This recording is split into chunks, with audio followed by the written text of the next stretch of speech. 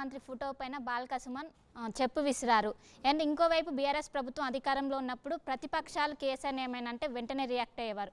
ఇప్పుడు అదే హరీష్ రావు చోటా సీఎం అంటున్నారు. రాష్ట్ర ముఖ్యమంత్రికి ఎందుకు గౌరవం ఇవ్వటం లేదు? ఎవరు ఇవ్వట్లేదు? చోటా సీఎం జీఎం అని ఎందుకు వ్యాఖ్యానిస్తున్నారు పదే పదే? బీఆర్ఎస్ గౌరవం ఎందుకు ఇస్తలేరు? ఎవరు ఇస్తలేరండి వాళ్ళకి గౌరవం? ఇంకోవైపు చెప్పు కూడా గౌరవం ఎవరు ఇవ్వాలి? ముఖ్యమంత్రి ఆయన అంత పెద్ద పోస్ట్ ఇంకా గౌరవం ఇచ్చేది గౌరవప్రదమైన పోస్టులనే ఆయన కూర్చున్నాడు. దానికి గౌరవం ఎవరు ఇస్తారు? ఆయనకు అంత మెజార్టీ వచ్చింది, వాళ్ళ పార్టీ గెలిచింది కాబట్టి, గౌరవం వచ్చింది కాబట్టి, అంతమంది ఓట్లు వేసింది కాబట్టి సీఎం కుర్చీలో కూర్చున్నాడు. ఇంకా గౌరవం ఇచ్చేది ఏముందంటే? హరీష్ రావు చోటా సీఎం అని అంటున్నారు. ఎవరు మరి? ఆయన ఇప్పుడు ఉన్న కాంగ్రెస్ నేతలు అంటున్నారు. లేదండి, ఇప్పుడు ఆ సీఎం ఏం మాట్లాడిండో దానికి ఆయన రియాక్షన్ కావచ్చు తప్ప చోటా సీఎం అని బడా సీఎం అని చెప్పి ఎక్కడ కూడా ఎవరు అనలేదు కదా. చోటా సీఎం బడా సీఎం ఎవరు ఉన్నారు? ఇంకోళ్ళు పైన అయితే లేరు కదా. ఉన్నది ఒక్కడే సీఎం ఉంటాడు, చోటా బడా ఉండడు కదా. పార్టీ ఏ పార్టీకైనా ఉండేది ఏకైక సీఎం. ఆయన ఒక్కడే సీఎం ఉన్నాడు కాబట్టి ఇంకా వేరే చోటా బడా అనేందుకు రెండో సీఎం లేడు కాబట్టి ఆయన్నే సీఎం, ఆయన్నే ఉంటాడు, ఆయన్నే ఉండాలి కూడా. ఇంకా ఎవరైనా కానీ మంచి పని చేస్తే ఉంచుకుంటారు, లేదంటే public will decide. Okay, Prabhakar Reddy గారు, మొన్న సీఎం అంత పెద్ద ప్రెస్ మీట్ పెట్టి జరిగిన అవినీతి అంతా బీఆర్ఎస్లోనే జరిగిందన్నారు. మిషన్ భగీరథలోని 7,000 కోట్ల రూపాయల అవినీతి జరిగిందన్నారు. మేడిగడ్డలో ఒక్కొక్క పాపాలు బయటకు వస్తున్నాయని రేవంత్ రెడ్డి అన్నారు. సో ఇవన్నీ ప్రతి ఊరికి వెళ్ళి ఇంటింటికి వెళ్ళి చాటి చెప్పండి అంటున్నారు కాంగ్రెస్ నేతలను.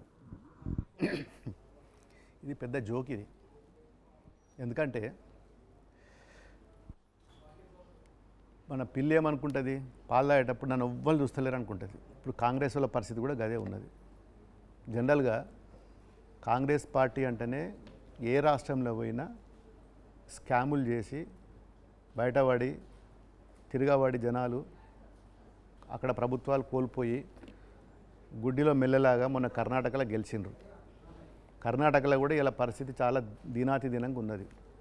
కర్ణాటకలో భయంకరమైన కాంగ్రెస్ అంటేనే ఆడ ప్రజలు అసహ్యించుకునే పరిస్థితిలో కర్ణాటకలో తీసుకొచ్చారు. అక్కడ కరెంట్ లేదు, అందరూ చాలా ఇబ్బందులు ఎదుర్కొన్నారని అక్కడ ఉన్నటువంటి జనాలను తెలంగాణకు వచ్చి ఒక చెప్పించే ప్రయత్నం కూడా చేశారు. సో ఇవన్నీ కూడా తెలంగాణ ప్రజలు దాన్ని తీసుకున్న పరిస్థితి కనిపించదు. ఇలా కర్ణాటక మీరు పేపర్లో చూసి ఉంటారు, కర్ణాటకకి వచ్చి ఎమ్మెల్యేలు వచ్చారు. ఇవాళ ఎక్కడికి?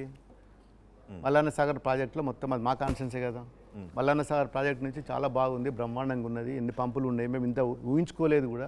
అసలు ఈ విధమైన ప్రాజెక్టులు కడతారా ఇక్కడ కేసీఆర్ గారు కడతారా అనేది కూడా మాకు ఊహలో కూడా కాలేదు. మేము పేపర్లు ఎక్కడో చూసినాం, కానీ ఈరోజు వచ్చి చూసిన తర్వాత ఈజ్ ఎ గ్రేట్ సీఎం అని చెప్పి వాళ్ళే తర్బీజ్ చేసిపోతున్నారు. నిన్ననే ఎప్పటిదో కూడా వార్త అది.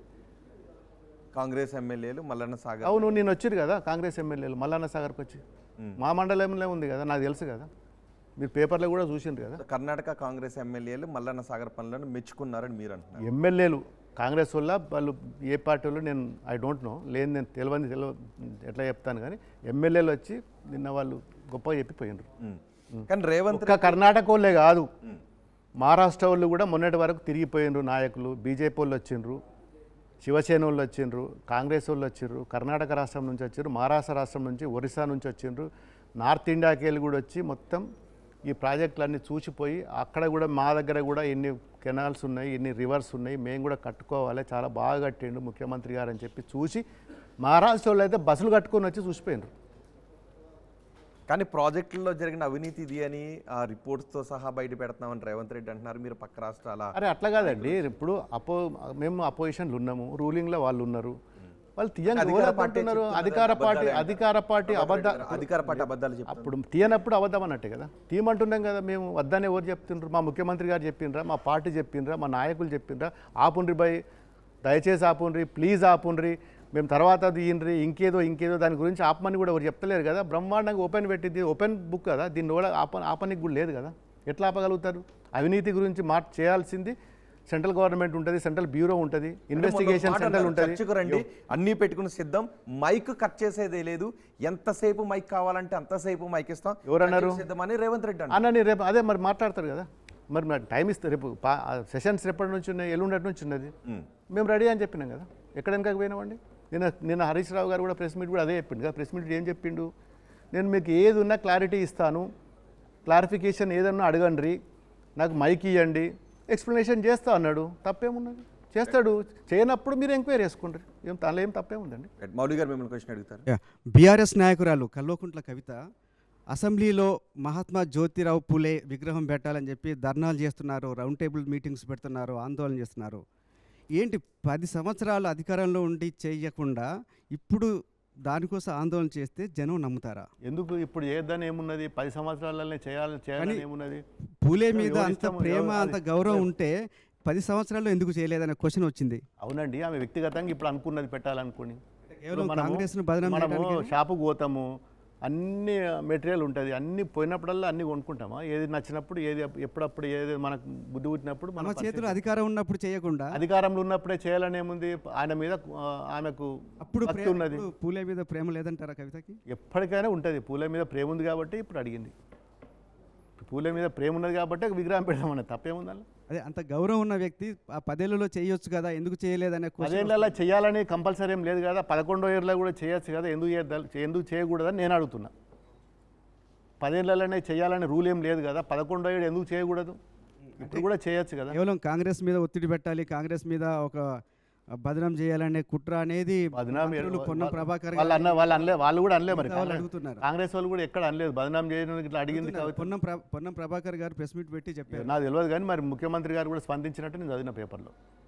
ఇస్తామని చెప్పి వాళ్ళు కూడా అన్నట్టు. కానీ ఇవన్నీ ఇంటర్నల్గా మరి మేము ఇప్పుడు బదనాం చేయాలన్నా ఇయ్యాలన్నా వద్దా అని చెప్పి అది మరి పొన్నం ప్రభాకర్ గారు ఏం మాట్లాడారో నాకు తెలియదు. అయిపోయింది. ప్రభాకర్ రెడ్డి గారు, రేవంత్ రెడ్డి అధికారంలోకి వచ్చిన తర్వాత ప్రగతి భవన్ గేట్లను పగలగొట్టారు, తర్వాత టీఎస్ని టీజీగా మార్చేశారు, తెలంగాణ తల్లి విగ్రహంలో మార్పులు చేశారు, తెలంగాణ గీతంలో కూడా ఇవన్నీ కూడా మార్పులు చేస్తారు. అంటే బీఆర్ఎస్ ముద్ర ఉండకూడదని కాంగ్రెస్ అనుకుంటుందని మీకు ఏమన్నా? జనరల్గా మన ప్రగతి భవన్ ముంగట ఉన్న కంచె మేము పెట్టింది కాదు. అది మీరు అప్పుడు ఫోటోలు తెప్పించి కూడా చూడొచ్చు. అది రాజశేఖర రెడ్డి గారు ఉన్నప్పుడు పెట్టి కిరణ్ కుమార్ రెడ్డి కిరణ్ కుమార్ రెడ్డి వాటెవరు అప్పుడు పెట్టింది తప్ప ఇప్పుడు పెట్టింది కాదు అది. మరి ఆయన వాళ్ళు పెట్టింది మరి వాళ్ళు పగలగొట్టుకోవడం అంటే పెంచారు అని అట్లా కాదు. ఇప్పుడు వాళ్ళు పెట్టిందే వాళ్ళు పగలగొట్టుకోవడం అంటే దానికి ఏమైనా మీనింగ్ ఉందా? వాళ్ళు పెడితే మేము పగలగొడితే మా మీద అప్పుడు అబాండాలు వేసేది. మేము మా గవర్నమెంట్లో పెడితే మీరు ఎట్లా పగలగొట్టిరు అని చెప్పి వాళ్ళు క్వశ్చన్ వేసేది కదా. ఇప్పుడు వాళ్ళు పెట్టే మరి వాళ్ళ మీద వాళ్ళకే విశ్వాసం లేనట్టే కదా. వాళ్ళ పగలగొట్టుకురంటే దానిలో ఏం మీనింగ్ ఉంది?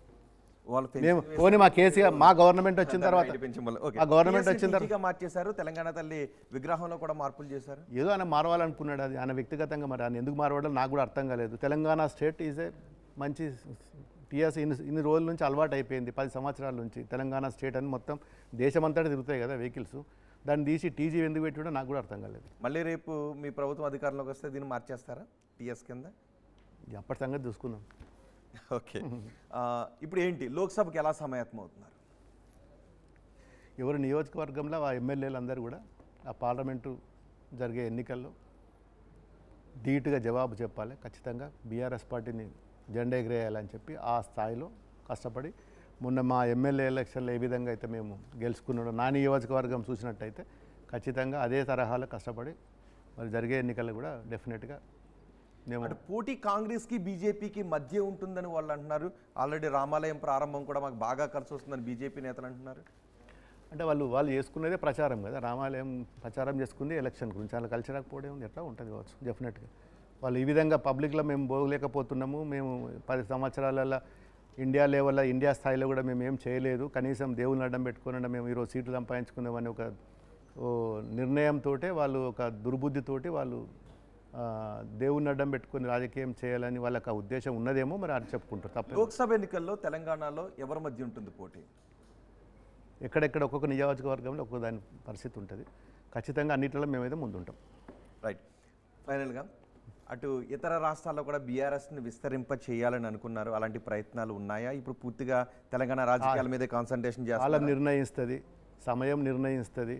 మా గౌరవ కేసీఆర్ గారు మరి నిర్ణయం తీసుకుంటాడు. అది అవసరాలను బట్టి టైం బీయింగ్ని బట్టి ఎప్పుడు ఏది చేసుకోవాలన్నా విల్ డిసైడ్ ఫర్ టైం. టీఆర్ఎస్ను బీఆర్ఎస్గా మార్చిన తర్వాత పెద్దగా కలిసి రాలేదు అని మీ పార్టీ వాళ్ళు అంటూ ఉన్నారు. మళ్ళీ టీఆర్ఎస్గా మార్చాలి అని ప్రపోజల్ తెస్తూ ఉన్నారన్నారు. అలాంటి ప్రయత్నాలు ఏమైనా ఉన్నాయి? అవును, మార్చాలనుకున్నా మారవద్దు అనుకున్నా కానీ పార్టీ విల్ డిసైడ్. మీ అభిప్రాయం? మాకు వ్యక్తిగతంగా మా అభిప్రాయం ఏం లేదు. ప్రజల్లో ఏ విధంగా అయితే ఏది నచ్చితే ఆ విధంగా మా అధినేత మారుస్తాడు. ఫైనల్గా ఒకవేళ కంపల్సరీ మారవాలనుకుంటే మారవచ్చు, ఉండాలనుకుంటే ఉంటుంది. ఓకే, ఎన్ని ఎంపీ స్థానాల్లో గెలవబోతున్నారు? మేమైతే 10 అయితే అనుకుంటున్నాం. Right, thank you very much కొత్త ప్రభాకర్ రెడ్డి గారు.